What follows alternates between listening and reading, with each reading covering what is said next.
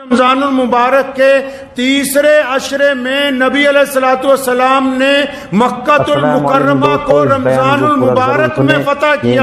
اس مکہ مکرمہ کو فتح کیا جس کے اوپر کفر کا غلبہ تھا, جس کے اوپر ظلم کا غلبہ تھا, جہاں کفار مکہ کی گنڈا گردی چلتی تھی, جہاں انسانوں کا جینا حرام تھا, جہاں بڑے اور چھوٹے کی تمیز ختم ہو گئی تھی, جہاں چھوا چھوت کا بول بالا تھا, جہاں کسی غریب کو عبادت گاہ میں جانے کی اجازت نہیں تھی.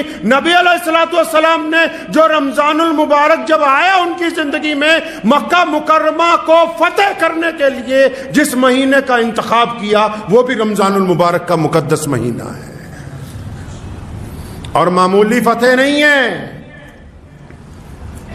دنیا میں اکثر لوگ جنگیں کرتے ہیں, الگ الگ ملک, الگ الگ بڑے بڑے جو پرانے بادشاہ گزر گئے, اور آج بھی جس کے پاس زیادہ طاقت ہے. رشیا نے یوکرین کے اوپر حملہ کیا کیونکہ وہ کمزور ملک ہے.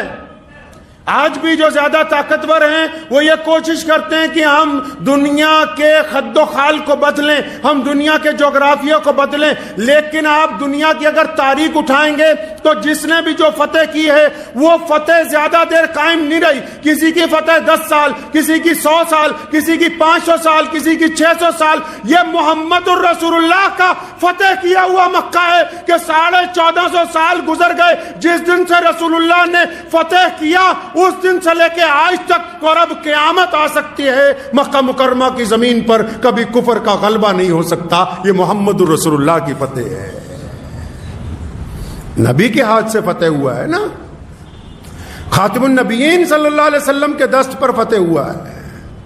اور فتح بھی کیسی فتح جب ہوتا ہے تو جب کوئی ملک فتح کیا جاتا ہے تو برا حال کر دیتے ہیں لوگوں کا, بچے یتیم ہو جاتے ہیں, مکان اجاڑ دیے جاتے ہیں, زمینیں برباد کر دی جاتی ہیں, کھیتیاں جلا دی جاتی ہیں. اور اگر آپ فتح مکہ کے واقعات کو پڑھیں گے تو آپ کو حیرت ہوگی کہ دنیا کی پہلی فتح ہے جس میں کسی کا خون نہیں بہایا گیا, جس میں کسی کا گھر نہیں جلایا گیا, جس میں کسی کو ملک بدر نہیں کیا گیا, جس میں کسی پر ظلم نہیں کیا گیا. کیونکہ جب دشمن نے محمد الرسول اللہ کو دیکھ کے سلنڈر کر دیا, جب دشمن نے رسول اللہ کی عظمت کو, رسول اللہ کے ساتھ آئے صحابہ کی دیوانگی کو, رسول اللہ کے جرار لشکر کو دیکھ کے جب دشمن نے ہتھیار ڈالے تو پھر نبی علیہ السلام نے کائنات کے سامنے وہ کردار پیش کیا کہ کسی کے آگے ایک چھڑی بھی کسی کو نہیں ماری گئی. یہ ایک ایسی فتح ہے جس کے اندر کسی کا خون نہیں بہایا گیا ہے. فتح مکہ کے لیے مدینہ سے چلے نبی علیہ الصلوۃ والسلام کہ صلی اللہ علیہ وسلم, مدینہ سے چلے فتح مکہ کے لیے. ابھی باہر نکلے تو جو شاہراہ ہے جہاں سے لشکر گزرتا ہے تو نبی علیہ السلام نے دیکھا کہ ایک جانور نے, ایک کتیا نے بچے دیے. اس جانور کے بچے کئی ہوتے ہیں, جب پیدا ہوتے ہیں 6 7 8 کئی ہوتے ہیں. تو دیکھا کہ وہ بیٹھی ہوئی ہے اور اس کے بچے دودھ پی رہے ہیں. 10,000 کا لشکر ہے. اس وقت دنیا کی آبادی کیا ہے, اور اس لحاظ سے 10,000 کا لشکر اتنا بڑا ہے کہ اگر آج کے دور میں دیکھیں تو سمجھیے کہ 10 لاکھ لوگوں کا لشکر ہے. ہر ایک قبیلے کے جوان اپنی اپنی ٹولیاں بنا کے. تو نبی علیہ الصلوۃ والسلام جب مدینے سے نکلے دیکھا اس جانور نے بچے دیے ہوئے ہیں اور وہ بچے دودھ پی رہے ہیں اپنی ماں کا. تو ابن سراقہ رضی اللہ تعالیٰ عنہ کو فرمایا ادھر آؤ, یہاں پر کھڑے ہو جاؤ. اس کے آگے کچھ فاصلے کے اوپر نیزہ لے کے کھڑے ہو جاؤ. یا رسول اللہ کیا کرنا ہے؟ اور فرمایا یہ جو ہمارا لشکر آ رہا ہے نا, سارے لشکر کو بولو کہ دائیں یا بائیں طرف سے گھوم کے جائے. آج کسی منتری نے آنا ہو, کسی وزیر نے آنا ہو, کسی چھوٹے موٹے افسر نے آنا ہو تو سڑکوں سے کھونچے والوں کو ہٹا دیا جاتا ہے, راہداریاں خالی کروا دی جاتی ہیں, غریبوں کا سامان پلٹ دیا جاتا ہے. پتہ لگتا ہے کہ کوئی وزیر آنے والا ہے. اور یہ محمد الرسول اللہ ہیں, جاہو جلال کے ساتھ نکلیں. کفر تھر تھر کانپ رہا ہے, لیکن کس درجے کی رحیمی ہے, کس درجے کی رحمت ہے محمد رسول اللہ صلی اللہ علیہ وسلم کے قلب اطہر کے اندر, کہ دیکھتے ہیں کہ جب ایک جانور نے بچے دیے اس کے لیے بھی ایک سپاہی تعینات کر دیا کہ لشکر اپنا رستہ بدل لے, یہ نہ ہو کہ ہماری سواریوں کے نیچے آ کے اس کے بچوں کو نقصان پہنچ جائے, ایسے نقصان پہنچ جائے. جب مکہ مکرمہ کے قریب پہنچے تو آپ صلی اللہ علیہ وسلم نے جب پڑاؤ کیا تو سارا لشکر پہاڑیوں میں پھیلا ہوا تھا. فرمایا سارے آج کی رات یہاں قیام کریں گے, آگ جلاؤ, اپنے اپنے خیمے کے آگے اپنا اپنا کھانا تیار کرو. تو ابو سفیان نے جب دیکھا دور سے, مخبروں نے دیکھا تو گھبرا گئے کہ بھئی اتنا بڑا لشکر ہے, کیونکہ ان کی معاہدہ شکنی کی وجہ سے رسول اللہ آئے تھے. وہ اتنا بڑا لشکر محمد رسول اللہ لے آئے. تو انہوں نے حضرت عباس رضی اللہ عنہ سے کہا کہ عباس تیرے بھتیجے کی تو بادشاہیت قائم ہو گئی. تو عباس رضی اللہ عنہ نے فرمایا نہیں نہیں, غلط بات نہ کرو, یہ بادشاہت نہیں ہے, یہ نبوت ہے, یہ محمد رسول اللہ کے دیوانے, یہ حضور نبی علیہ السلام کے پروانے, یہ بادشاہت نہیں ہے. پورے مکے میں جتنے لوگ تھے نا سب کو خبر پہنچ گئی. کون لوگ ہیں مکے میں؟ مکے میں جن کو خبر پہنچ گئی کہ محمد رسول اللہ صلی اللہ علیہ وسلم اپنے ایک لشکر کے ساتھ آ گئے, تو کون لوگ ہیں مکے میں جو رہ رہے ہیں؟ یہ وہی لوگ ہیں جو رسول اللہ صلی اللہ علیہ وسلم کو پتھر مارتے تھے. یہ وہی ہیں جنہوں نے بدر کے میدان میں ابو جہل کو ساز و سامان دے کر بھیجا. یہ وہ ہیں جنہوں نے سیدنا بلال کے گلے میں رسی ڈال کے ان کو تپتی ریت پر روزانہ کھینچا. یہ وہ ہیں جنہوں نے عمار بن یاسر کی کھال ادھیڑی. یہ وہ ہیں جنہوں نے حضرت سمیہ کی لاش کے ٹکڑے کر دیے. یہ وہ ہیں جنہوں نے سیدنا ابو بکر صدیق رضی اللہ تعالیٰ عنہ کو زخمی کیا. یہ جتنے مکے میں رہنے والے ہیں, یہ امیہ کی اولاد ہیں, یہ عبداللہ بن جدان کی اولاد ہیں, یہ ابو لہب کی اولاد, یہ ابو جہل کی اولاد, یہ سارے کے سارے کون ہیں؟ یہ جنہوں نے ظلم کیا ہے پچھلے 20 سالوں میں محمد رسول اللہ کے اوپر, محمد رسول اللہ کے دیوانوں پر. آج اتنا بڑا لشکر دیکھ کے ڈر گئے, بزدل ہیں, ہتھیار ڈال دیے, کہنے لگے ہم نہیں لڑ سکتے اب ان کے ساتھ. جب کوئی بندہ ہتھیار بھی ڈال دیتا ہے تو کیا سوچتا ہے؟ اپنے گناہوں کو سوچتا ہے. یہ سوچتا ہے کہ اب میں سلنڈر تو کر دیا ہے لیکن کیا کریں گے, مجھے رہنے تو یہاں دیں گے نہیں. کفار مکہ کہتے ہیں ہماری سوچ یہ تھی کہ کم از کم اگر کوئی سزا نہ بھی ملے تو یہ سزا تو ملے گی کہ ہمیں حکم ہوگا کہ مکے سے باہر نکل جاؤ. ہندا بھی اسی مکے میں رہتی ہے. کون ہندا؟ سیدنا امیر حمزہ رضی اللہ تعالیٰ عنہ. کون امیر حمزہ؟ جو محمد الرسول اللہ کے چچا ہیں, اور صرف چچا نہیں, محبت والے چچا, پیار والے چچا. اور سیدنا امیر حمزہ کو قتل کیا, ہندا نے قتل کروایا, اور پھر سیدنا امیر حمزہ کی چھاتی چیری اور کلیجہ نکالا اور چبایا, اور حضور اکرم صلی اللہ علیہ وسلم کے صحابہ کے سامنے حضرت امیر حمزہ رضی اللہ تعالیٰ عنہ کی لاش کے ٹکڑے کیے گئے. وہ ہندا بھی اسی مکے میں رہتی ہے, اور یہ سارے کے سارے مکے کے آج دم بخود ہیں کہ آج تو محمد رسول اللہ آ گئے ہیں.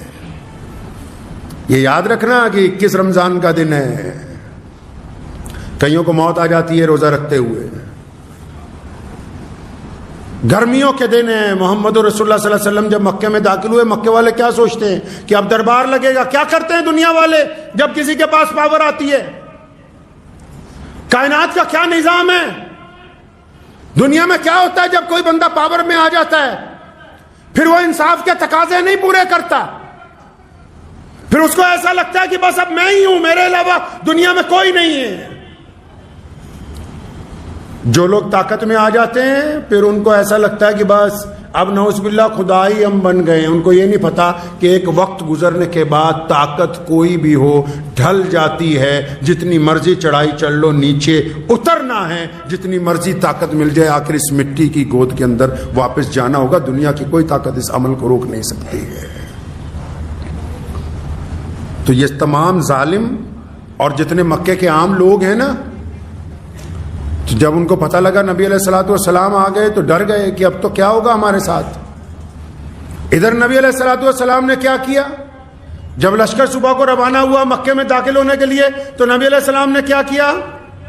نبی علیہ الصلوۃ والسلام ابھی چل رہے ہیں, اپنی اونٹنی پر سوار ہیں, اور عجز کی وجہ سے محمد رسول اللہ صلی اللہ علیہ وسلم اپنے رب کے آگے عاجزی کی وجہ سے اونٹنی پر بیٹھنے کے باوجود آپ صلی اللہ علیہ وسلم کا سر مبارک اتنا اپنے رب کے حضور جھکا ہوا ہے کہ بار بار آپ صلی اللہ علیہ وسلم کا امامہ جو ہے وہ اونٹنی کے کجاوے کے ساتھ ٹکراتا ہے. اگر تو آج کسی کو تھوڑی سی پاور ہو جائے نا, پاور کیا, آج کوئی عام آدمی کوئی اچھا موٹر سائیکل خرید لائے تو وہ بھی محلے میں سے ذرا تیز نکالتا ہے کہ ان کو پتہ لگے کہ میرے پاس انجن کی پاور آ گئی ہے.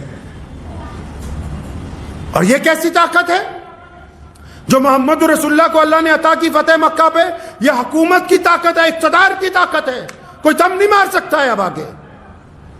اور کون سا مکہ جس کی گلیوں میں رسول اللہ کو مارنے کی کوشش کی گئی، جس کی گلیوں میں رسول اللہ صلی اللہ علیہ وسلم کے نعوذ باللہ قتل کے منصوبے بنائے گئے، جس کی گلیوں میں نبی علیہ السلام کو زخمی کیا گیا، جس کی گلیوں میں نبی علیہ السلام پر پتھر برسائے گئے، جس کی گلیوں میں نبی علیہ السلام کے گلے میں ایک دفعہ کپڑا ڈال کے ابو جہل نے پوری زور لگایا کہ نعوذ باللہ نبی علیہ السلام کا سانس رک جائے، یہ وہی مکہ ہے جس کے اندر سے مجبوراً نبی علیہ السلام کو جانا پڑا۔ اور جس دن گئے تھے نا مکہ چھوڑ کے، چند قدم چلتے ہیں واپس بیت اللہ کو دیکھتے ہیں، آپ صلی اللہ علیہ وسلم کی آنکھوں میں آنسو آتے ہیں، پھر چند قدم چلتے ہیں، پھر بیت اللہ کو دیکھتے ہیں اور فرمایا کہ بیت اللہ میرا دل نہیں چاہتا تجھے چھوڑ کے جاؤں، میرا نہیں دل چاہتا کہ میں اپنے وطن کو چھوڑوں، میں اپنی مٹی کو چھوڑوں، میں اپنے گھر کو چھوڑ دوں، میں سیدنا آمنہ کے گھر کو چھوڑ دوں، میں حضرت عبداللہ کے گھر کو چھوڑ دوں، میرا دل نہیں چاہتا، لیکن اے بیت اللہ میری قوم نے، اس شہر کے رہنے والوں نے زندگی یہاں تنگ کر دی ہے، اس لیے مکہ المکرمہ کو چھوڑ کے جانا پڑ رہا ہے۔ اس مکے میں جب رسول اللہ داخل ہوئے، صحابہ میں کسی نے نعرہ مارا کہ آج آ گیا ہے بدلے کا دن، آج بدلے کا دن آ گیا، آج حساب لیا جائے گا ابو جہل کی اولاد سے، آج عتبہ کو پوچھیں گے امیہ کہاں ہے، آؤ تمہاری گنڈا گردی دیکھیں۔ ابھی کسی نے یہ نعرہ مارا، نبی علیہ السلام نے منع فرمایا ایسی بات نہیں ہے، آج بدلے کا دن نہیں ہے، آج بدلے کا دن نہیں ہے، آج معافی کا دن ہے، آج درگزر کرنے کا دن ہے، آج معافیاں کرنے کا دن ہے، آج معاف کرنے کا دن ہے۔ اور اعلان کر دیا کہ جس نے اپنے گھر کا دروازہ بند کر لیا اس سے کوئی لڑائی نہیں ہے، جو بیت اللہ میں چلا گیا اس سے کوئی لڑائی نہیں، جو ابو سفیان کے گھر چلا جائے اس سے بھی کوئی لڑائی نہیں، جو کسی طرح کا ہتھیار اٹھا کے اسلامی افواج پہ حملہ نہ کرے اس سے بھی کوئی لڑائی نہیں۔ اعلان کر دیا کہ جو لوگ امن چاہتے ہیں ہم ان کے ساتھ امن کا وتیرہ اختیار کریں گے، جو جنگ چاہتے ہیں ان کے ساتھ جنگ کا وتیرہ اختیار کریں گے۔ یہ پہلی فتح ہے، دنیا حیران ہے، جنہوں نے ظلم کیا تھا وہ بھی حیران ہے۔ نبی علیہ السلام نے سب کو اکٹھا کیا نا، خطبہ دیا، فرمایا تمہارا میرے بارے میں کیا خیال ہے، اب کیا خیال ہے تمہارا؟ تو مکے کے لوگوں نے بڑی عاجزی سے کہا تھا کہ ایک کریم، ایک شفیق، ایک محبت کرنے والے باپ کے محبت کرنے والے بیٹے، حضرت عبداللہ کا ذکر کیا کہ آپ ایک شفیق والد کے بیٹے ہیں اور آپ بھی ویسے ہی ہیں۔ تو نبی علیہ السلام نے فرمایا کہ اب میں معاف کرنے آیا ہوں، کسی سے مکہ مکرمہ کی فتح پر کوئی بدلہ نہیں لیا گیا، سب کو معاف کر دیا نبی علیہ السلام نے۔ حتیٰ کہ جب ہندہ آئی، کون ہندہ؟ اسلام قبول کرنے کے لیے جب ہندہ آئیں رضی اللہ تعالی عنہا، تو نبی علیہ السلام نے ان کو بھی معاف کر دیا، جبکہ انہوں نے آپ کے محبوب چچا کا قتل بھی کروایا، ان کی چھاتی بھی پھاڑی، کلیجہ نکال کے چبایا بھی، ان کو بھی معاف کر دیا نبی علیہ السلام نے۔ حضرت ہندہ رضی اللہ تعالیٰ عنہ بعد میں اسلام کی بہت بڑی مجاہدہ بنی ہے، یہ جتنے ملک ہیں فارس تک کے، یہ ہندہ اور حضرت اکرمہ رضی اللہ تعالیٰ عنہ کی جدوجہد کا نتیجہ ہے۔ تو نبی علیہ السلام جب مکہ مکرمہ میں داخل ہو گئے نا جی، آج جب آپ جائیں گے تو بیت اللہ شریف میں آج تو 25-30 لاکھ لوگ ایک وقت میں نماز پڑھتے ہیں، تو اس وقت کا سارا مکہ اتنا ہی تھا جتنا آج بیت اللہ شریف ہے۔ طواف جہاں ہوتا ہے وہ جگہ چھوٹی تھی، تو مورخین لکھتے ہیں کہ نبی علیہ السلام جب 10,000 کے لشکر سے آئے تو چاروں طرف کے مکانات کی چھتیں، پہاڑیاں، درخت اور چاروں طرف کی جگہ پر ہو گئی صحابہ کرام رضی اللہ تعالیٰ اجمعین سے۔ تو آپ صلی اللہ علیہ وسلم بیت اللہ کے صحن میں پہنچے، رمضان کے دن ہے، کہاں پہنچے جی؟ بیت اللہ کے صحن میں پہنچے نبی علیہ السلام۔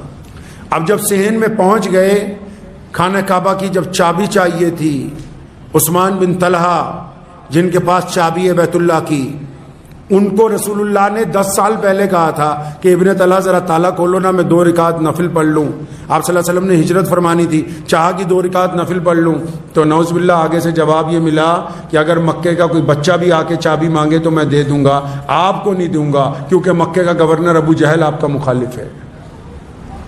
تو نبی علیہ السلام نے بڑی ہمت کی بات کی، نبی علیہ السلام نے کندھے پہ تھپکی ماری، فرمایا ابن طلحہ ایک وقت آئے گا یہ چابی تجھ سے لے لیں گے ہم، ناراض نہیں ہوئے، فرمایا ایک وقت آئے گا ہم یہ چابی تم سے لے لیں گے. اور ابن طلحہ کہتے ہیں 10 سال کے عرصے میں بڑی تیاریاں کی کفار مکہ نے. ابو جہل نے بھی بڑی تیاریاں کی، عتبہ بھی ڈینگے ہانکتا تھا، ابو لہب اور اس کے بیٹے بھی بڑی بڑی باتیں کرتے تھے. لیکن کہتے جب بھی میٹنگ ہوتی تھی نا، میرے دل میں بار بار رسول اللہ کی یہ بات یاد آ جاتی تھی کہ وہ کالی کملی والے کہہ کے گئے ہیں کہ ابن طلحہ ایک دن آئے گا کہ یہ چابی ہم تجھ سے لے لیں گے.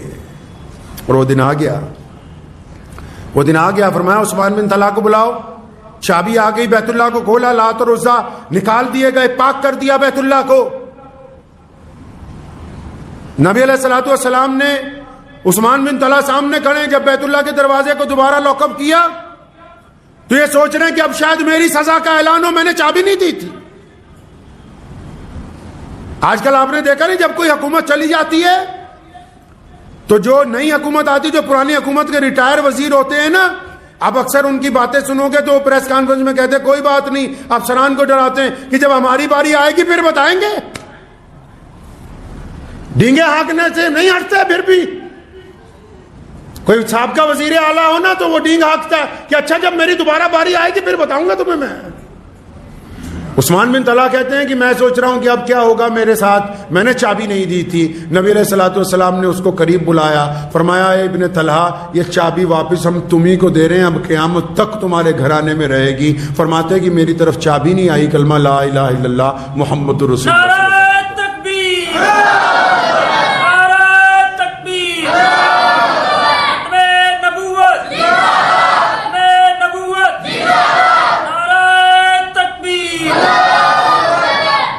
اب نبی علیہ الصلوۃ والسلام نے جب نماز کا وقت ہو گیا، بیت اللہ کے بیڑے میں روزے رکھے ہوئے ہیں لوگوں نے، بیت اللہ کے صحن میں نماز کا وقت ہو گیا.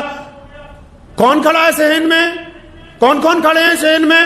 پیارے نبی محمد رسول اللہ کے دائیں بائیں سیدنا ابو بکر صدیق رضی اللہ تعالیٰ عنہ، سیدنا عمر فاروق رضی اللہ تعالیٰ عنہ، سیدنا عثمان ذی النورین رضی اللہ تعالیٰ عنہ، حضرت مولا علی کرم اللہ وجہ رضی اللہ تعالیٰ عنہ، عباس رضی اللہ تعالیٰ عنہ صلی اللہ علیہ وسلم کے چچا ہیں، ابو عبیدہ بن جراح امین الامت ہیں، خالد بن ولید مسلمانوں کے ہر اول دستے کے جرنیل ہیں، اور بڑے بڑے صحابہ حضرت ابو سفیان رضی اللہ تعالیٰ عنہ بھی کھڑے ہیں، ابھی مسلمان ہوئے، مکے کے موجودہ گورنر ہیں، سارے کے سارے کھڑے ہیں. تو جب نماز کا وقت ہو گیا نا، کئیوں کے دلوں میں یہ بات ہے کہ آج بیت اللہ میں اذان کون دے گا؟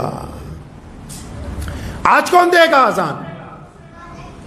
اذان کی جب بات آئی کہ آج کون اذان دے گا تو نبی علیہ الصلوۃ والسلام نے ادھر ادھر نگاہ دوڑائی تو وہ نظر نہیں آئے جن کو رسول اللہ چاہتے ہیں کہ اذان دے. تو فوراً فرمایا او میرا بلال کہاں ہے؟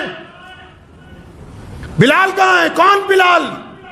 کون ہے بلال؟ بلال غلام ہے، بلال حبشی ہے، بلال کالے ہیں، بلال کے پیروں میں جوتی نہیں، بلال کے کپڑے پھٹے ہوئے ہیں، بلال کے موٹے موٹے ہونٹ ہیں. اور بلال نے تو جب بیت اللہ کی چوکھٹ پہ سجدہ کرنا چاہا، ابو جہل نے مارا، بلال کو امیہ نے مارا، بلال کو عتبہ نے مارا کہ تیری تو ذات نیچی ہے، تو بیت اللہ میں نہیں جا سکتا.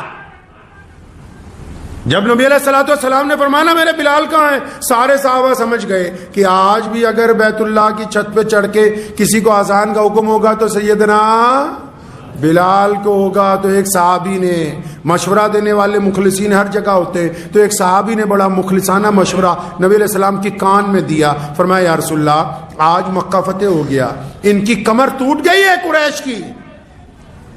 برادری واد بہت تھا نا اس وقت، اور آج بھی اگر مسلمانوں میں کسی کو اپنی برادری زیادہ اچھی لگتی ہے تو اپنی خام خیالی دماغ میں سے نکال دے. اگر برادری اچھی لگتی ہے تو پھر اپنی اوقات پہ آ جائے کہ جو میری برادری اس کی اصلیت پہ رہوں گا. محمد رسول اللہ نے برادریوں کی ذات پات کو توڑ کے رکھ دیا اپنی ابتدائی دین کے اندر. تو ایک صحابی نے کان میں کہا یا رسول اللہ آج تو قریش کی کمر ٹوٹ گئی. یعنی یہ سب سے تکڑی برادری اپنے آپ کو سمجھتے ہیں کہ بڑے عزت دار ہیں ہم. یا رسول اللہ ان کی تو کمر ٹوٹ گئی. آج بھی اگر بلال بیت اللہ کی چھت پہ چڑھیں گے یا غلام کو چڑھاؤ گے چھت پہ تو ان کی رہی صحیح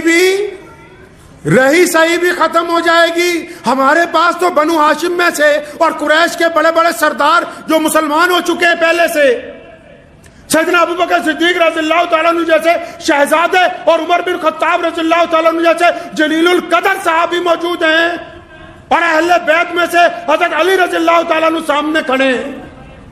یا رسول اللہ ان کی تو کمر ٹوٹ گئی ہے. آج اگر ایک غلام اوپر چڑھ گیا نا بیت اللہ کی چھت پہ اذان دینے کے لیے تو ان کی رہی سہی بھی ختم ہو جائے گی. بات کان میں کہی گئی تھی, جواب کان میں آنا چاہیے تھا, لیکن قربان جاؤں پیارے رسول اللہ صلی اللہ علیہ وسلم پر, ان کو ڈانٹا. وہ فرمایا کیسی باتیں کرتا ہے, مکے کی گلیوں میں اگر مار کھانی ہو تو بلال کا ہے, کسی کے گلے میں رسی ڈال کے کھینچی جائے تو بلال ہو, جنگ بدر میں زخم کھانے ہو تو بلال ہو, اور یہ امیہ اگر کسی کی جان کا دشمن ہو تو وہ سیدنا بلال ہو, اور جن کو میرا نام لینے کی وجہ سے ایک دو دن نہیں کئی سال روزانہ اذیت پہنچائی گئی ہو وہ سیدنا بلال ہو. پھر یہ کیسے ہو سکتا ہے کہ آج بلال کے علاوہ کوئی اور مؤذن رسول بن جائے؟ فرمایا آج اگر بیت اللہ کی چھت پہ چڑھ کے کوئی اذان دے گا تو میرا بلال دے گا. سیدنا بلال رضی اللہ عنہ بھاگے بھاگے آئے. لکھتے ہیں کہ میں نے جب اپنا نام سنا, مجھے آگے بلایا جا رہا ہے تو گھبرا گیا. فرمایا میں تو غلام ہوں, آگے بڑے بڑے شہزادے کھڑے ہیں, غلاموں کی کیا ضرورت پڑ گئی. جب قریب آیا نبی علیہ السلام نے فرمایا بلال آج بیت اللہ کی چھت پہ اذان آپ دیں گے. حکم جب ہو گیا تو فرماتے جب میں نے منڈیر پکڑی نا بیت اللہ کی اوپر چڑھنے کے لیے, فرماتے میرے جسم پر رضا طاری ہو گیا, لرزہ طاری ہو گیا, رونے لگا. بلال یار تو غلام آدمی ہے, بلال غلام ہے یار, تجھے تو مکے میں صبح شام لوگ مارتے تھے, کالا ہے, حبشی ہے, یہ کیا کر دیا؟ ایسا کون سا کام کیا بلال کہ آج یہ دیکھو سارے چودھری نیچے کھڑے ہیں, آج تم بیت اللہ کی چھت پہ چڑھ رہے ہو. بلال کیا ایسا کیا کیا ہے تم نے؟ تھے نا محمد رسول اللہ کے تربیت یافتہ. فوراً سیدنا بلال نے اپنے دل کو کہا, فوراً جب رو رہے تھے, جب یہ سوال آیا نا دل میں کہ بلال ایسا کیا کیا, پیارے نبی علیہ السلام کی طرف دیکھا اور اپنے آپ کو کہتے ہیں بلال یہ جو کالی کملی والے سے تیری محبت ہے نا, یہ جو محمد رسول اللہ سے تیرا عشق ہے نا, یہ جو تو نے ان کی غلامی اختیار کی ہے نا, یہ بادشاہی اس غلامی کی عوض ملی ہے, یہ اس لیے ملا ہے یہ درجہ کیونکہ تو محمد رسول اللہ سے پیار کرتا ہے. فرمایا جب میں بیت اللہ کی چھت پہ چڑھ گیا نا, بیت اللہ کی چھت پہ چڑھ کے بلال رضی اللہ عنہ نے وہ کام کیا ہے, قربان جاؤں وہ کام کیا ہے کہ رہتی دنیا تک کفر کی اور شرک کرنے والوں کی اور اس کے علاوہ منکرین ختم نبوت کی رگ کاٹ کے رکھ دی. جو بیت اللہ کی چھت پہ چڑھ کے بلال نے کام کر دیا. جب چھت پہ چڑھے نا بیت اللہ کی, اللہ کرے آپ سب لوگ بیت اللہ کو دیکھ کے آئے انشاءاللہ تعالی. جنہوں نے بیت اللہ کو دیکھ رکھا ہے اپنی آنکھوں سے وہ بھی جانتے ہیں, جنہوں نے آنکھوں سے نہیں دیکھا فوٹو میں دیکھا ہے وہ بھی جانتے ہیں کہ ساری دنیا کے کروڑوں مسلمان بیت اللہ کی طرف منہ کر کے نماز پڑھتے ہیں, اور ساری دنیا کے کروڑوں مسلمان بیت اللہ کے چاروں طرف چکر لگاتے ہیں, لیکن کبھی بیت اللہ کی چھت پہ کسی کو نہیں چڑھا دیکھا ہوگا. بیت اللہ کی چھت پہ گلاب بدلنے کے علاوہ کوئی نہیں گیا. کبھی کوئی اذان نہیں ہوئی بیت اللہ کی چھت پہ, کوئی نماز نہیں ہوئی. بلال جب چڑھے بیت اللہ کی چھت پہ, فرماتے رسول اللہ نے فرمایا بلال اذان دو. اب بلال اذان تو دے لیکن اذان کس طرح منہ کر کے دی جاتی ہے بھائی؟ مسجد میں جب مؤذن اذان دیتا ہے اس کا منہ کس طرف ہوتا ہے؟ کس طرح منہ کر کے اذان دے گا مؤذن بھائی؟ مؤذن جب اذان دیتا ہے تو کعبے کی طرف منہ کر کے اذان دیتا ہے. بنا کعبے کی طرف منہ کیے اذان ہو نہیں سکتی ہے. دنیا میں کہیں بھی رہو, اگر اذان دینی ہے تو چہرہ کدھر ہو؟ کعبے کی طرف ہونا چاہیے. اب بلال کہاں ہیں بھائی؟ بلال تو کعبے کی چھت پر ہیں. کس کی چھت پر؟ کعبے کی چھت پہ. اور وہ بلال تو محمد رسول اللہ کے دیوانے, بلال تو نبی علیہ السلام کے پروانے. بلال نے تو سیکھا ہی دین رسول اللہ سے, ساری باتیں رسول اللہ سے سیکھی ہیں. فرماتے جب میں بیت اللہ کی چھت پہ چڑھ گیا میرے دل نے پھر کہا بلال اب کعبہ کہاں ہے؟ اب کعبہ کدھر؟ کعبہ تو کعبے کی چار دیواروں کو کہتے ہیں کہ جو جس سمت سے آئے اس دیوار کی طرف منہ کر کے نماز پڑھ لے. فرمایا جب کعبہ کی چھت پہ چڑھا دیا میرے دل نے کہا بلال کعبہ کدھر ہے؟ اور بلال کہتے پھر آپا بھی مترا نے دیر نہیں لائی, دیر نہیں لگائی. فرمایا بس پھر ایک انگلی کان میں دی اور پھر دوسری انگلی شہادت والی سیدھی کر لی اور اپنا چہرہ بھی سیدھا کر لیا، اور بلال کس طرف منہ کر کے اذان دینے لگے ہو؟ پوری دنیا کے انسانوں کو بلال نے دکھایا بیت اللہ کی چھت پہ چڑھ کے جب اذان دینی تھی تو صحن کعبہ میں جس طرف رسول اللہ کھڑے تھے اس طرف منہ کر کے اذان دینی شروع کی، اور کائنات کے مسلمانوں کو بتایا کہ کعبے کا اگر کوئی کعبہ ہے تو وہ محمد الرسول اللہ ہے۔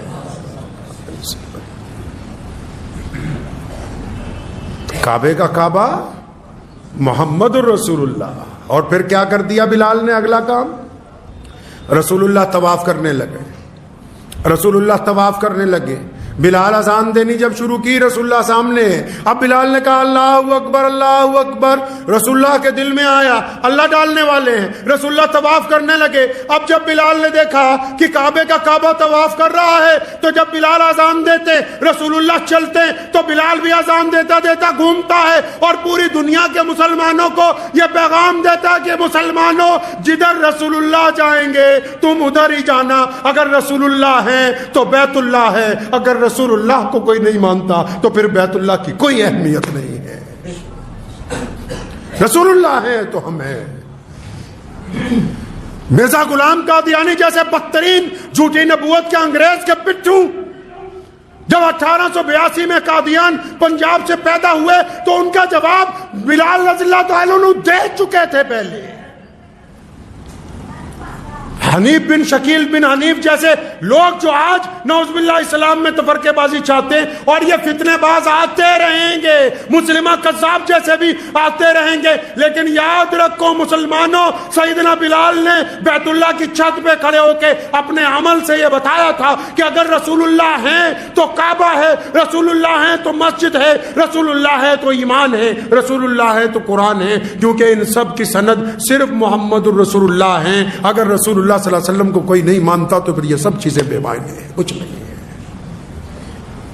اس لیے یاد رکھو کہ ختم نبوت صلی اللہ علیہ وسلم کے معاملے میں نعوذ باللہ اگر کوئی یہ آ کے کہہ دے آپ سے، اگر کوئی اتنی سی بات کہہ دے کہ حضور اکرم صلی اللہ علیہ وسلم آخری نبی ہے یا نہیں، اس پہ میں تم سے ٹاک کرنا چاہتا ہوں۔ جو بندہ صرف اتنی سن لے اور سنانے والے کے چہرے پہ چپت رسید نہ کرے، جو صرف اتنی سن لے کہ سامنے والا نعوذ باللہ حضور صلی اللہ علیہ وسلم کی ختم نبوت کو چیلنج کرتا ہے اور چپ ہو جائے، وہ جتنی مرضی نمازیں پڑھ لے، روزے رکھے، حج کرے، زکاتیں دے، وہ سب کچھ ہو سکتا ہے، وہ ایمان والا مسلمان ہو نہیں سکتا۔ جس نے رسول اللہ کی عظمت کے ساتھ سودا کر لیا وہ سب سے بڑا بے ایمان ہوگا، چاہے وہ کسی بھی ذات اور برادری کے ساتھ تعلق رکھتا ہو۔ نبی علیہ السلام کی ذات متنازع نہیں ہے، نعوذ باللہ ہمارے نبی کی ذات متنازع نہیں ہے۔ یہ تو ایسا ہے جیسے کوئی آپ کو آ کے بولے کہ یہ تیرا باپ ہے کہ نہیں، کیا کہو گے؟ کوئی آپ کو آ کے کہہ دے کہ مجھے شک ہے یہ تیری ماں نہیں ہے، کیا کہو گے؟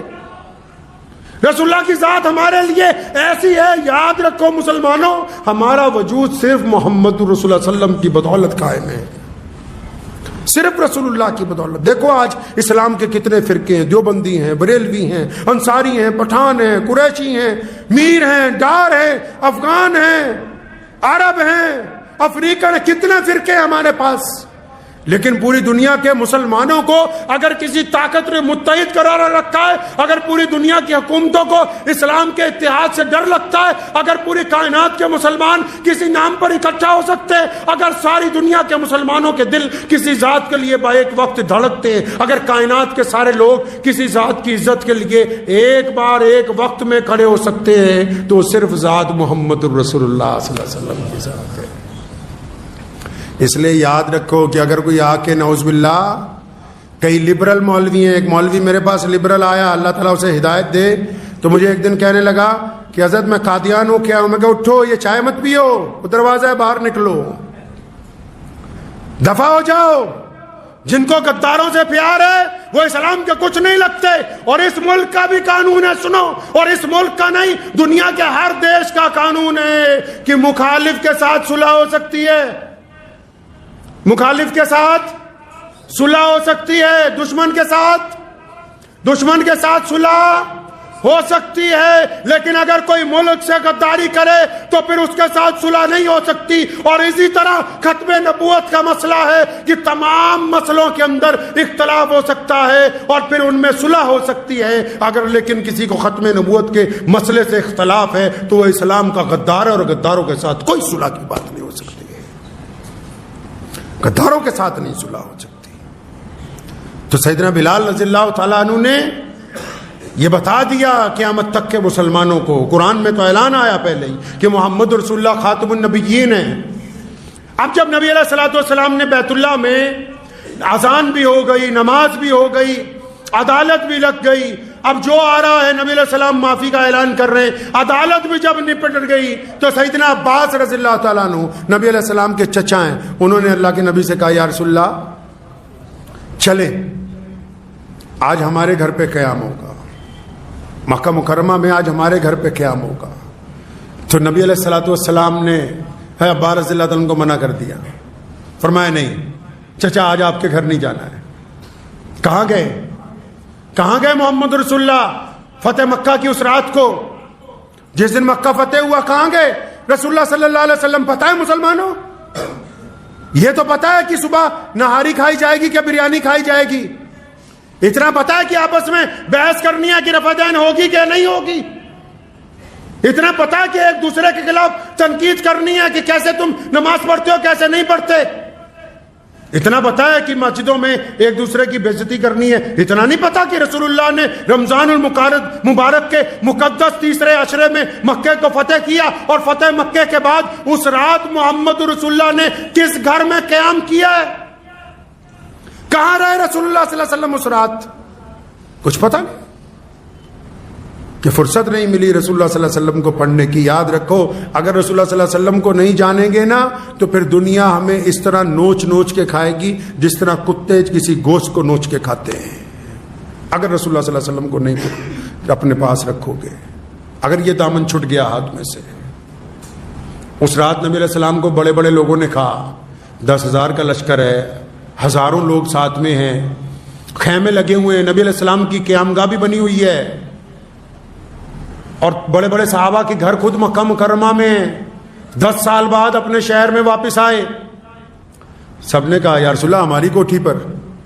آج کل بھی جڑے پیر ہوندے ہیں بابے ہوندے ہیں توڑے اچھے مولوی جن کو لاتے ہو ڈھونڈ کے ہزاروں روپے تقریریں کرانے کے دیتے ہو، وہ کہاں ٹھہرنا چاہتے ہیں؟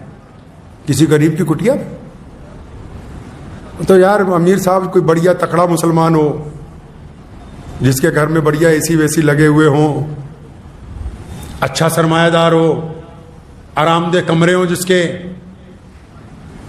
ہمارے تو پیر صاحب کے سامنے کھیر کی کٹوری لیٹ آ جائے پہلے دوسروں کو دے دو تب بھی مسئلہ ہو جائے گا، تمہیں عزت ہی نہیں پڑو گی، تمہیں پتہ ہی نہیں. تو نبی علیہ الصلوۃ والسلام جب اس رات کو مکہ مکرمہ میں حضرت عباس نے فرمایا نا ہمارے یہاں چلے، تو نبی علیہ السلام نے منع فرمایا، اپنی سواری کو ایڑی لگائی، چل پڑے، نکلے وہاں سے. اب مکے میں ایک گھر ہے، ایک عورت رہتی ہے، اس کا نام ام ہانی ہے، ابو طالب کی بیٹی ہے، نبی علیہ السلام کی چچا زاد بہن ہے، غریب ہے، ٹوٹا ہوا گھر ہے اس کا. آدمی اس لیے چھوڑ کے چلا گیا کہ تو رسول اللہ کے دین پر کیوں چلی گئی،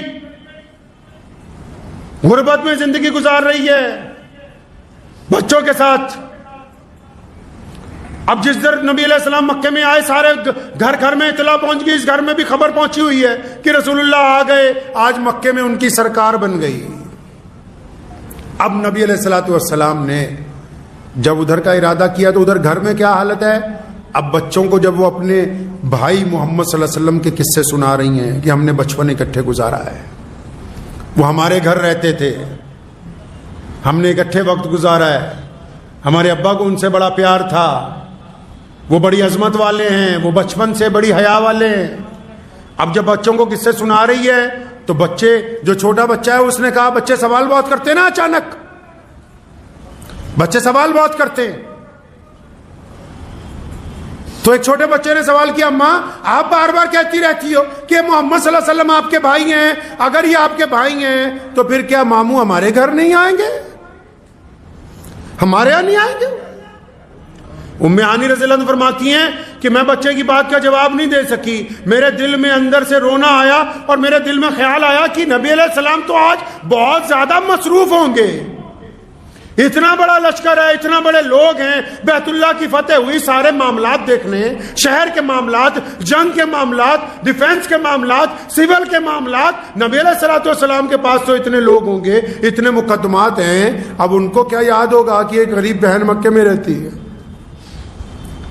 تو فرماتی ہیں کہ میں اپنے بچوں کو ویسے ہی دلاسا دیا کہ ہاں بیٹا ہاں آئیں گے، تو دروازے پہ کسی نے دستک دی، تو فرماتی کیونکہ میں غم میں تھی نا تو میں نے ذرا زور سے آواز سے پوچھا کون ہے دروازے پر؟ بے اس رات کے پہلے پہر کون آ گیا؟ عشاء کی نماز کے بعد کون ہے یہ دروازے پر؟ ہمارا تو کوئی مکے میں پرسان حال نہیں ہے، بچوں کا باپ چھوڑ کے چلا گیا کہ مسلمان کیوں ہو گئی، کوئی پرسان حال نہیں ہے، کون آ گیا اس وقت رات کو؟ فرمایا جب دستک ہوئی میں نے سوال کیا تو ادھر سے آواز آئی کہ ہانی دروازہ کھولو نا، میں تمہارا بھائی محمد الرسول اللہ۔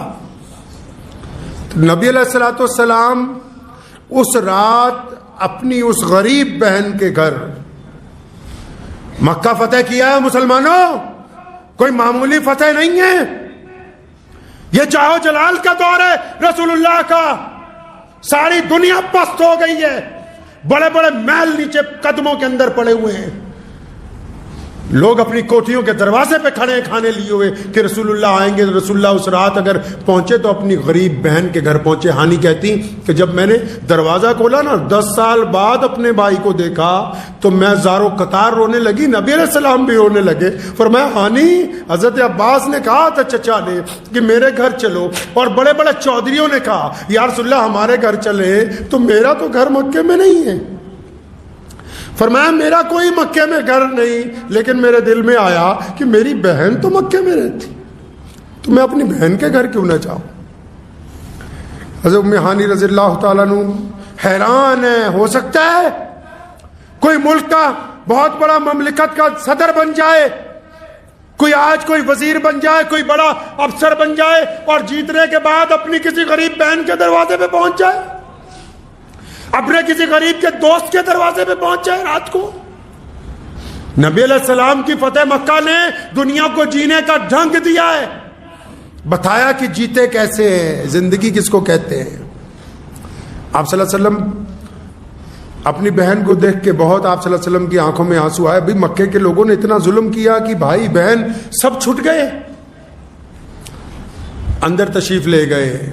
فرمایا میرے دل میں ایک اور بات تھی ہانی، میں نے یہ سوچا کسی چودھری کے گھر جائیں گے، کسی سردار کے گھر جائیں گے، بڑا تکلف رہے گا، میں نے سوچا اپنی بہن کے گھر جاؤں گا نا تو کوئی تکلف نہیں ہوگا، جہاں دل چاہے گا بیٹھیں گے، جیسے دل چاہے گا باتیں کریں گے، اپنے گھر تو کوئی تکلف نہیں ہوتا۔ نبی علیہ السلام نے فوراً فرمایا ہانی کچھ کھانے کو لاؤ، بڑی بھوک لگی ہے، سارا دن تو بڑی مصروفیت کا دن تھا نا، آج مکہ فتح کیا، بیت اللہ کو پاک کروایا لات اور عزا سے، نمازیں پڑھائیں، قیدیوں کو معاف کیا، مکے کی حکومت کو سیٹلمنٹ دی، آج تو بڑا مصروفیت کا دن تھا، کچھ کھانے کو لاؤ۔ ام ہانی روتی اٹھی، فرمایا یا رسول اللہ ایک باسی روٹی ہے گھر میں، ایک باسی روٹی، ہمارے تو نخرے مان نہیں، خدا کی قسم ہمارے نخرے نہیں مان۔ ہم جب دسترخوان پہ بیٹھتے ہیں نا، ہمیں ان سبزیوں کو دیکھ کے، کبھی ان 4-5 کھانوں کو دیکھ کے دل میں خیال آیا کہ رسول اللہ صلی اللہ علیہ وسلم کے سامنے کتنی طرح کا سالن رکھا گیا ہے، آیا کبھی دل میں خیال؟ نبی علیہ الصلوۃ والسلام کا ایک قاعدہ تھا کہ آپ صلی اللہ علیہ وسلم باسی کھانا نہیں کھاتے تھے، ایک مرتبہ کھایا ام ہانی کے گھر اس دن رات کو، فرمایا رسول اللہ باسی روٹی ہے، لے آئی، پانی سے دھوئی، نرم کیا روٹی کو، دو جہاں کے مالک ہیں محمد رسول اللہ صلی اللہ علیہ وسلم۔ اور آپ کو ایک تاریخی بات بتا دوں، دل پہ لکھ کے لے جائیے، یہ جو فکر و فاقہ رسول اللہ نے کاٹا ہے، یہ جو رسول اللہ نے غریبی دیکھی ہے، یہ اختیاری تھی، سمجھتے ہو خود مانگ کے لی ہے، یہ ویسے نہیں تھی. وہ چاہتے تو ان کے مصلے کے نیچے خزانے پڑے رہتے تھے، وہ چاہتے تو احد پہاڑ کو سونے کا بنا دیا جاتا. یہ اختیاری تھی، نبی علیہ السلام نے پسند فرمائی، فرمایا میں غریبوں کے ساتھ رہنا چاہتا ہوں. یہ غیر اختیاری نہیں تھی. تو نبی علیہ السلام کو جب وہ باسی روٹی پیش کی گئی نا، تو نبی علیہ السلام نے پتہ ہے کچھ نہیں، پھر بھی اپنی بہن کو کہا، فرمایا ہانی تجھے تو پتہ ہے میں بنا سالن کے کھانا نہیں کھاتا، کوئی سالن والن بھی ہو. ہانی رو رہی ہیں. فرمایا یا رسول اللہ تھوڑا سا سرکہ ہے، سرکہ پڑا ایک برتن میں تھوڑا سا، آپ کہیں تو میں لاؤں؟ فرمایا ہاں سرکہ تو بہت اچھا سالن ہے، وہی لاؤ. تو نبی علیہ السلام نے سرکے کے ساتھ اس رات ایک باسی روٹی حضرت ام ہانی رضی اللہ تعالیٰ عنہ کے گھر پہ کھائی. آپ صلی اللہ علیہ وسلم کے اس گھر میں جانے کے وقت جو اصل بات آپ کو بتانی ہے اس کو سنیے دل تھام کے، اور پھر اپنی زندگی کا تجزیہ بھی کیجیے گا. اگر کوئی بندہ جماعت میں چلا جائے، چلہ لگا کے واپس آئے، تو اپنے گھر والوں کو کیا کہے گا؟ کہ کوئی بچہ مدرسے میں پڑھتا ہو، دارالحدیث میں پڑھ کے آ جائے، حافظ بن کے آ جائے، یہ جو جماعت سے آئے گا نا، اس نے کہنا ہے اپنی اماں کو، اماں نماز پڑھا کر. اگر کوئی مدرسے سے آ جائے نا کہ بہن کو سر پر وٹا رکھا کر. اگر کوئی افسر لگ جائے، کوئی منتری بن جائے، تو وہ کیا کہے گا؟ اول تو جائے گا ہی نہیں اپنی غریب بہن کے گھر، جائے گا بھی تو اپنی ڈینگیں آکے گا کہ میرے پاس اتنی وزارتیں ہیں، اتنے میرے پیے ہیں، فلاں فلاں افسر کی بدلی کر دی، یہ کر دیا وہ کر دیا میں نے. اور اگر کوئی بیپاری ہو، کوئی بیپاری ہو، غرور تو بہت طرح کا ہوتا ہے میاں. غرور تو نمازیوں کو بھی ہوتا ہے، غرور تو دولت مندوں کو بھی بڑا ہوتا ہے، غرور تو افسروں کو بھی بڑا ہوتا ہے، غرور تو حسن والوں کو بھی بڑا ہوتا ہے، الگ الگ طرح کا غرور ہوتا ہے. اگر کوئی بیپاری اپنی بہن کے گھر چلا جائے، کیا کہے گا؟ کیا باتیں کرتا ہے جا کے؟ تو کیا باتیں کرتا ہے جا کے اپنی بہن کے گھر؟ اچھا تم تو یہ کہتے ہو او ہو تیری لڑکی ذرا قد میں چھوٹی ہے، نہیں تو میں اپنے بیٹے کے لیے لے لیتا. بہانے بناتا ہے، بے ایمان ہے تو، بہانے بناتا ہے. اب اپنی بہن سے، رشتہ داروں سے 4 پیسے آ گئے نا، اب یہ سوچتا ہے لڑکا وہاں بھی آؤں گا جہاں سے 4 چکے ملے. وہ 4 چکے نہیں ہوں گے، وہ لعنت کے 4 ٹائر ہوں گے جو جب چلتے ہیں تو دنیا کو بتاتے ہیں کہ یہ دہیز کی گاڑی پہ بیٹھ کے آ کے میاں صاحب لوگوں کو تبلیغ کر رہے ہیں، یہ وہ میاں ہیں. کیا کہتا ہے جا کے بیپاری آدمی اپنے گھر والوں کو، رشتہ داروں کو؟ ارے تم کاروبار کرو یار، میں نے بزنس کیا اتنا فائدہ ہو گیا، تم فلاں کام کر لو، ہول سیل میں فلاں چیز لے آؤ. اور اگر غلطی سے کوئی پروفیسر لگ جائے، کوئی افسر لگ جائے کسی خاندان میں، تو مصیبت ہی آ جائے گی. وہ جہاں جائے گا اس نے ایک ہی بات کرنی ہے، کیا تم پڑھتے نہیں ہو؟ پڑھا کرو نا، UPSC کی تیاری کرو، پڑھو. تم کون سی ایئر میں پڑھ رہے ہو؟ کون سا سبجیکٹ ہے تمہارے پاس؟ ایسی باتیں ہوتی ہیں نا جب کوئی آدمی اپنے رشتہ داروں کے گھر جاتا ہے، 10 سال بعد جاتا ہے، اور پھر اور کیسی باتیں کرتا ہے. اوہو یہ کپڑے تمہاری بھابھی نے کہا ریمنڈ کے خریدنے، وہیں سے لایا ہوں. یہ گاڑی خریدی 50 لاکھ کی، مجبوری تھی، بچے مان نہیں رہے تھے. اپنی ڈینگیں ہانکتا ہے جن میں خود کوئی خاصیت نہیں ہوتی. لوگ چاہتے ہیں کہ ہمارے مکان کی تعریف ہو، ہمارے کپڑوں کی تعریف ہو، ہمارے کاروبار کی تعریف ہو. آؤ اس رات دیکھتے ہیں کہ نبی علیہ الصلوۃ والسلام نے اپنی بہن کو کیا کہا. تو نبی ہیں، ان کے پاس تو سارا دین ہے. بہن کو ایک آدھی دعا بتا دیتے، خزانے مل جاتے. بہن کو بتا دیتے کہ فلاں نماز میں یہ تسبیح اور اضافہ کر لے، قسمت اور پلٹ جاتی. کیا کہا ہوگا؟ کبھی سوچا ہے آپ نے؟ کبھی جا کے پوچھا ہے کسی مولوی سے کہ پیارے نبی علیہ الصلوۃ والسلام اس رات سیدنا ام ہانی کے جب گھر پہ پہنچ گئے تو کیا کہا محمد الرسول اللہ نے اپنی بہن سے؟ آؤ مسلمانوں دل تھام کے سنو. جب ام ہانی نے کہا یا رسول اللہ آپ کا بستر لگا دیا, ایک چٹائی کھجور کی بچھا دی گئی, ایک پھٹا بوریا بچھا دیا گیا, یا رسول اللہ آپ کا بستر لگا دیا, آپ تھکے ہوئے ہیں, آپ آرام کریں. تو نبی علیہ السلام جب اپنے بستر پر بیٹھے تھے نا تو علیہ السلام نے فرمایا ہانی آج آرام نہیں کرنا ہے, تو بھی تو آ نا یہاں میرے سامنے بیٹھ. اپنی بہن کو اپنے سامنے بٹھایا, بھانجے بھی آ کر بیٹھ گئے, نبی علیہ الصلوۃ والسلام کی بہن کے بچے بھی بیٹھ گئے. اب نبی علیہ الصلوۃ والسلام ادھر دنیا داروں کو دیکھو, جو جس لائن کا ہے وہ اسی لائن کی ڈینگیں ہانکتا ہے. تو نبی علیہ الصلوۃ والسلام نے اس رات کیا کہا؟ ام ہانی سامنے بیٹھی ہیں, نبی علیہ الصلوۃ والسلام تشریف فرما ہیں. مسلمانوں, نبی علیہ السلام نے ایسی بات کہی اس رات, میرا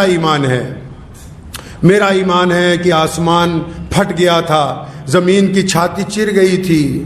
اپنی بہن کو سامنے بٹھایا اور بٹھانے کے بعد کہنے لگے ہانی تجھے پتہ ہے کہ میری پیدائش سے چند مہینے پہلے میرے ابا حضرت عبداللہ کا وصال ہو گیا, وہ اس دنیا سے چلے گئے. ہانی میں نے اپنے والد کو نہیں دیکھا, تو نے حضرت عبداللہ کو دیکھا ہے, تو بتا نا میرے ابو کیسے تھے, بتا نا سیدنا عبداللہ کا خط و قال کیسا تھا, میرے والد نظر کیسے آتے تھے, ان کا چہرہ کیسا تھا, وہ چلتے کیسے تھے, ان کی زبان کیسی تھی, آنکھیں کیسی تھی. ام ہانی کہتی اللہ کے نبی زاروں قطار رونے لگے کہ میں نے اپنے والد کو نہیں دیکھا, کچھ تو ہی بتا مجھے میرے ابا کے بارے میں.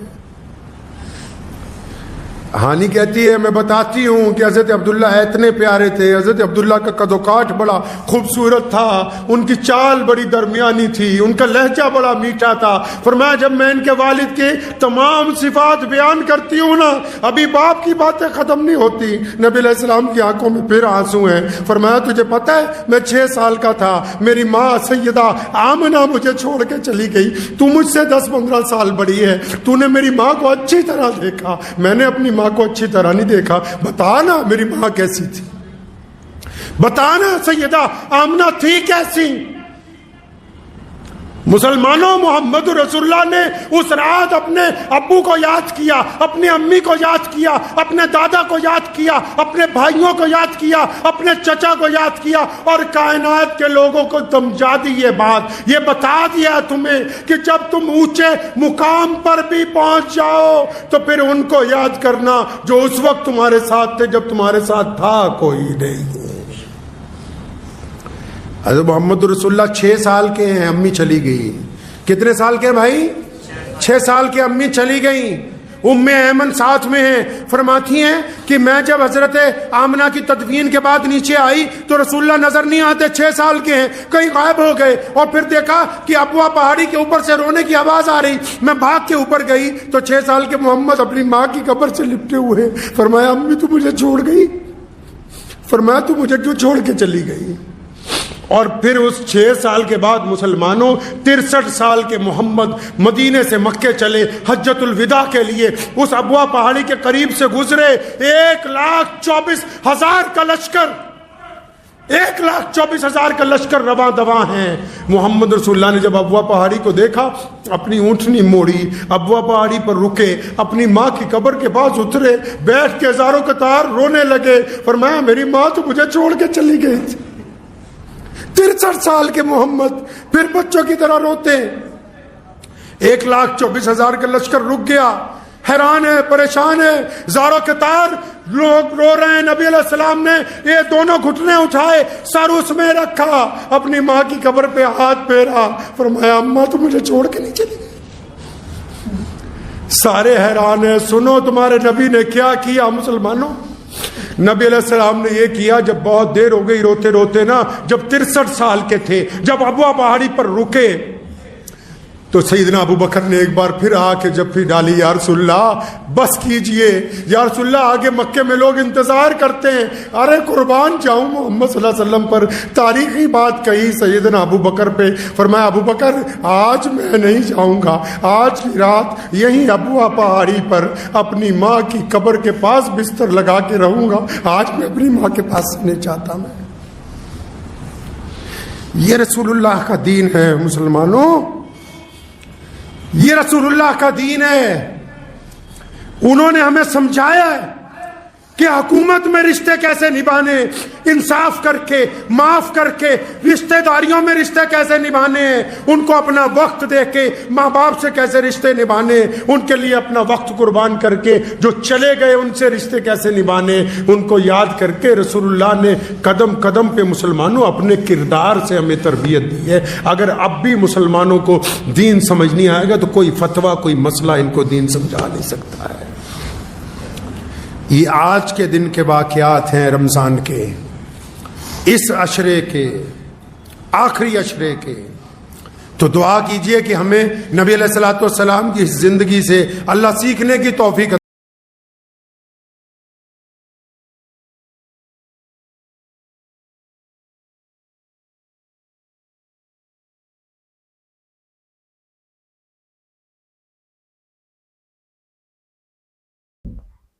तो जैसे कि आपने इस बयान में सुना, आपको कौन सी बात समझ में आई, कौन सी नहीं आई, कमेंट करके ज़रूर बताना। और आपकी इस बारे में क्या राय है हमें कमेंट करके ज़रूर बताना। और वीडियो को शेयर ज़रूर करना, क्योंकि दीन की वीडियो को शेयर करना सवाब का काम है। तो वीडियो को शेयर ज़रूर करें और हमारे चैनल को सब्सक्राइब करें। मिलते हैं अगली वीडियो में, तब तक के लिए अस्सलाम वालेकुम।